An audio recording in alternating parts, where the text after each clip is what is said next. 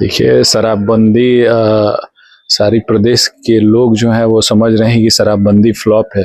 पर जो सत्ता पक्ष के जो लोग हैं वो जिद ठान के बैठे हुए हैं कि शराबबंदी की समीक्षा नहीं करनी है। तो एक तरीके से तो इस राजस्व का भी घाटा हो रहा है और जो उद्देश्य था शराबबंदी लागू करने का उसकी पूर्ति भी नहीं हो रही है। एक तरीके से देखा जाए कि प्रदेश में जितने भी सरकारी कर्मचारी हैं, जितने भी हम खुद से ही शुरुआत करते हैं, सदन के जितने भी सदस्य हैं उनका अगर ब्लड रिपोर्ट अगर निकाल लिया जाए तो अल्कोहल पता चल जाएगा कि कौन कितना कंजप्शन किया है और सरकार को भी स्पष्ट हो जाएगा कि शराबबंदी का जो उद्देश्य है उसकी पूर्ति हो पा रही है कि नहीं हो पा रही है। नमस्कार, सिटी पोस्ट लाइव देख रहा है। मैं हूं आपके साथ उत्तम झा। अभी हमारे साथ कांग्रेस के विधायक चनपटिया से अभिषेक रंजन जी है। क्या बोल दिए हैं ऐसा विधानसभा में? आप पूरा बवाल मचा हुआ है। देखिए, शराबबंदी सारी प्रदेश के लोग जो हैं वो समझ रहे हैं कि शराबबंदी फ्लॉप है। पर जो सत्ता पक्ष के जो लोग हैं वो जिद ठान के बैठे हुए हैं कि शराबबंदी की समीक्षा नहीं करनी है।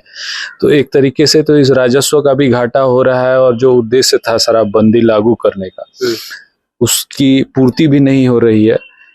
एक तरीके से देखा जाए कि प्रदेश में जितने भी सरकारी कर्मचारी हैं, जितने भी हम खुद से ही शुरुआत करते हैं, सदन के जितने भी सदस्य हैं उनका अगर ब्लड रिपोर्ट अगर निकाल लिया जाए तो अल्कोहल पता चल जाएगा कि कौन कितना कंजप्शन किया है और सरकार को भी स्पष्ट हो जाएगा कि शराबबंदी का जो उद्देश्य है उसकी पूर्ति हो पा रही है कि नहीं हो पा रही है। और सबसे बड़ा प्रॉब्लम है कि बिहार के पास राजस्व इकट्ठा करने के साधन कम है और उस परिस्थिति में जो अल्कोहल से जो राजस्व प्राप्ति हो सकती थी, सिर्फ हठ के वजह से, मुख्यमंत्री जी की हठ की वजह से वो राजस्व नहीं आ पा रहा है और करप्शन को बढ़ावा दिया जा रहा है। थाना में जितने भी कंप्लेंट रजिस्टर होते हैं, एक तरीके से आप देखिए थाना के देख रेख में जो शराब का कारोबार, जो कच्ची शराब का जो कारोबार हो रहा है वो थाना की देख रेख में हो रहा है। सबकी जांच होनी चाहिए। अगर जितने भी विधायक हैं, मंत्री को अगर वस्तु स्थिति समझना है, नीतीश कुमार अगर स्थिति को जानना चाहते हैं कि जो उनका उद्देश्य था शराबबंदी को लागू करने का उसकी पूर्ति हो रही है कि नहीं हो रही है, तो इससे स्पष्ट हो जाएगा। आप देखिए तो शराबबंदी लागू नहीं, शराबबंदी का कानून आने के बाद से बिहार में ड्रग्स का जो रैकेट है वो किस हिसाब से पांव पसार रहा है। जो युवा है वो ड्रग्स की चपेट में जा रहा है। तो इस सारी चीज़ों पे सरकार को ध्यान आकृष्ट करें और समीक्षा करने में कहीं कोई दिक्कत नहीं है और जहां भी अगर कमी है उसको दुरुस्त करने की जरूरत है। बस हमारा इतना ही। आप देखिए, नेता प्रतिपक्ष पे आरोप लग रहा है कि विधानसभा में आ गए थे नशे में।